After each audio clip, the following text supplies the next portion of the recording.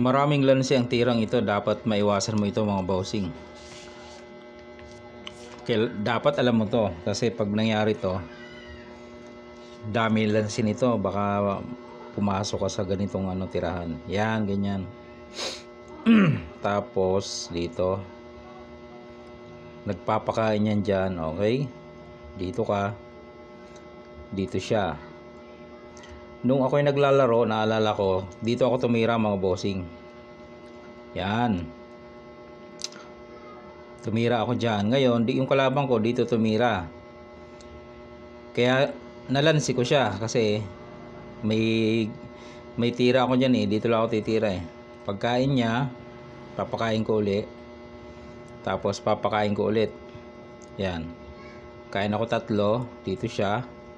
Pagkain ko, yan, patay yung dama ko, 2, 4, 6, 7 naman yung akin. Lamang lang ako na isa, kaya panalo pa rin. Pero sa susunod na round ng laro, doon na iniba na ang tira, okay? Yan, pakain ulit, punta dito.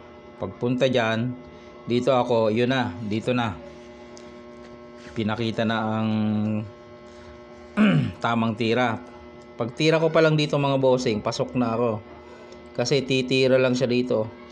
Ito, yan, lahat ng itira mo sa puti, lugi ka na, mauwi ka na sa talo mga bossing. O, isa-isahin natin. Kung ikaw ang puti, ano yung titira mo dyan? Siyempre hindi ka naman pwede dito eh, kasi kitang kita naman yan, di ba?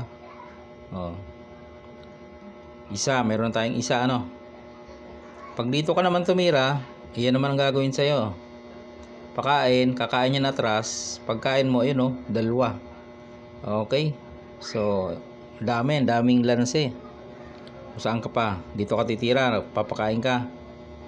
Pag ginawa mo yan, ito naman ang gagawin sa'yo.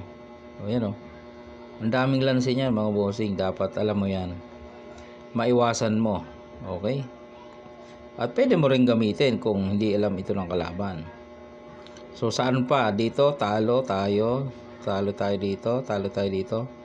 Saan pa ang tira niya? Dito, yan, baka dyan. Kahit dyan ka tumira, may sikreto pa rin tira. Ayan papakain yan, pababalikin ka, papadalwa. Yun dama siya talo pa rin mga bossing. So lahat na ng tira ginawa na natin. Ano pa ba ang hindi?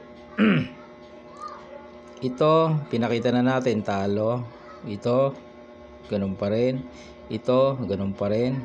Ito ganun pa rin. So ano na lang? Ito ito, yan. Baka dito makakalusot tayo. Hindi pa rin kasi may pakain dito. Tatatluhin ka naman.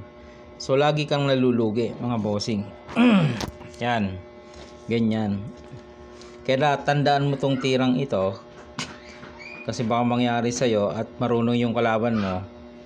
Yan ang daming lanse mga bossing. Magkaiba kasi ang timing sa 7-2 kaysa sa 6-2. Okay, pag 7-2 dito ka, pinapakain yan.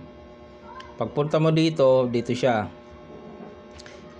iniintay niya na pumunta ka doon. Yun, pag pumasok ka doon, yari ka, titirahan ka dito eh. Pero kung hindi marunong, hindi alam, dito titira, siya naman ang mayayari kasi may tira ka dito eh. Diba? Yun lang ang mo, pag-asa mo. Paano kung pagtira mo dyan, ito tinira? Di wala na. Okay, kasi magkaiba nga andala ng 7-2 saka 6-2. Pakita ko. Yan magkaiba yan eh. Dito pinakain. Yan dito. Ayan di ba? Pag dito siya dito, yan. Okay pa yan. Di ba? Magkaiba ang dala niyan.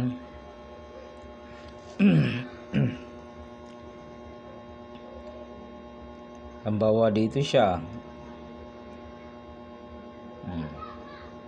Pinapakain yan eh. Okay, dito siya, dito. Ang gagawin ng puti dyan dito. Bawal kasi siya dyan kasi pagkain mo tatluhin ka. Okay, yan naman ang sa Halimbawa dito siya, ang gagawin dyan ng puti, tumitira pa dito. Yan. Pag tumira ka dito, tatatluin ka na. Diba? Tatatluin ka dyan eh. Pag dito ka naman tumira, ang gagawin dyan dito. Yan. Pag dito ka kumain, tatluhin ka naman.